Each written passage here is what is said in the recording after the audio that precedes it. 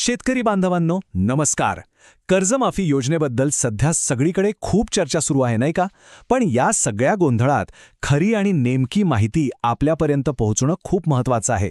तर आज आपण याच योजनेबद्दलची प्रत्येक लहान मोठी गोष्ट अगदी सोप्या भाषेत आणि सरकारच्या नियमानुसार काय आहे ते समजून घेणार आहोत. तर बघा, सगळ्यात आधी एक गोष्ट आपण सगळ्यांनी डोक्यात अगदी पक्की ठेवायची आहे. ही कर्जमाफी सरसकट नाहीये.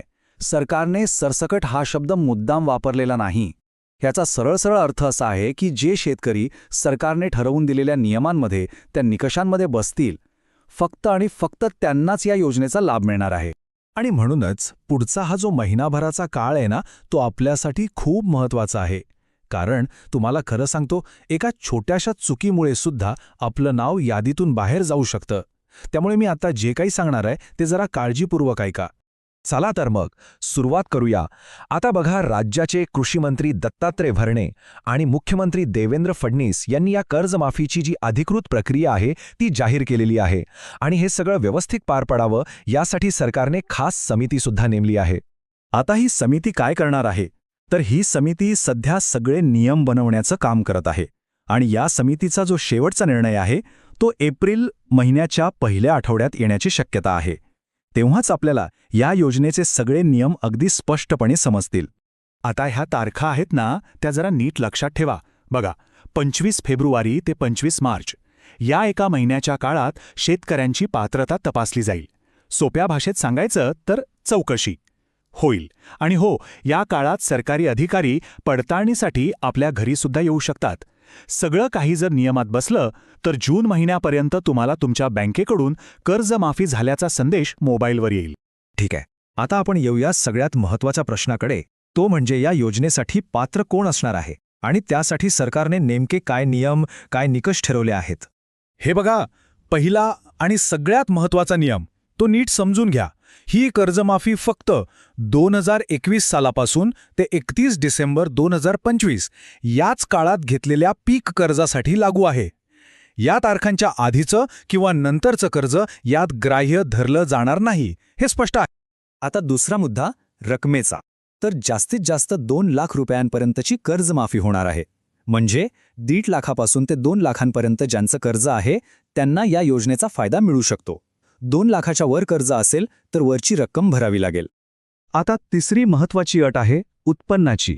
म्हणजे शेतकरी कुटुंबाचं, लक्षात घ्या, संपूर्ण कुटुंबाचं वार्षिक उत्पन्न हे 2.5 लाख रुपयांपेक्षा कमी असणं बंधनकारक आहे. आणि हो, यासाठी तुम्हाला उत्पन्नाचा दाखला सादर करावा लागेल.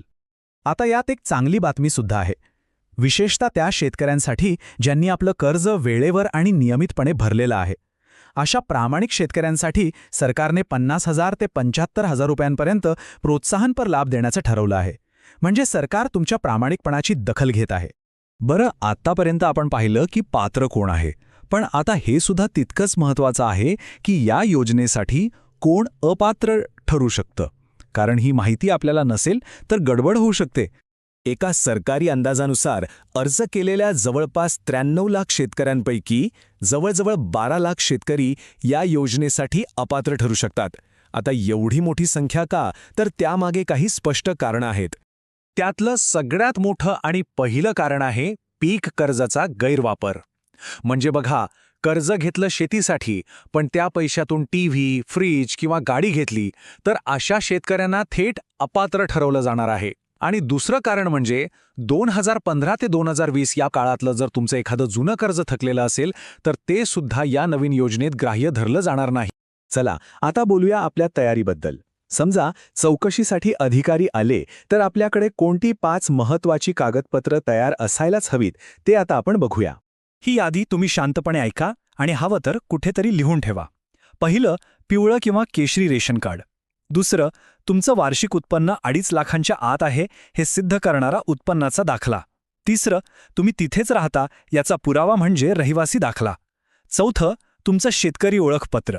आणि 5वं, जे सगळ्यात महत्त्वाचं आहे, ज्या बँकेतून तुम्ही पीक कर्ज घेतलं आहे त्या खात्याचं अपडेट केलेलं पासबुक. एक गोष्ट लक्षात ठेवा, या 5 पैकी एकही कागदपत्र कमी पडलं तर ऐनवेळी धावपळ होऊ शकते. आता एक प्रश्न असाही येतो की कोणत्या बँकांमधनं घेतलेलं कर्ज या योजनेसाठी पात्र ठरेल.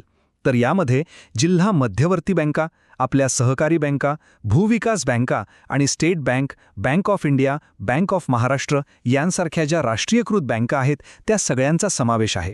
ठीक आहे. आता सगळ्यात शेवटी माझा एक महत्त्वाचा सल्ला आहे, तो नक्की ऐका. ही सगळी प्रक्रिया, हे नियम ऐकून कदाचित थोडं किचकट वाटू शकतं, पण माझी एक विनंती आहे, अजिबात घाबरून जाऊ नका. एक गोष्ट मनावर कोरून ठेवा, ही जी कर्जमाफी आहे ती कोणत्या तरी घोषणेवर किंवा अफवेवर अवलंबून नाहीये. ती पूर्णपणे तपासणीवर अवलंबून आहे. त्यामुळे गावात, बाजारात पसरणाऱ्या कोणत्याही अफवांवर कृपया विश्वास ठेवू नका. फक्त जी सरकारी, अधिकृत माहिती येईल तिच्यावरच लक्ष ठेवा. जर तुमचे सगळे कागदपत्र व्यवस्थित असतील आणि तुम्ही सांगितलेल्या नियमांमध्ये बसत असाल तर मग काळजी करण्याचं किंवा घाबरण्याचं काहीही कारण नाही. पण याकडे दुर्लक्ष मात्र अजिबात करू नका. आपली कागदपत्र गोळा करून आजच तयार ठेवा. ही जी माहिती आहे ती आपल्यासाठी जेवढी महत्त्वाची आहे तेवढीच इतर शेतकरी बांधवांसाठी सुद्धा आहे. त्यामुळे त्यांच्यापर्यंत ही माहिती नक्की पोचवा.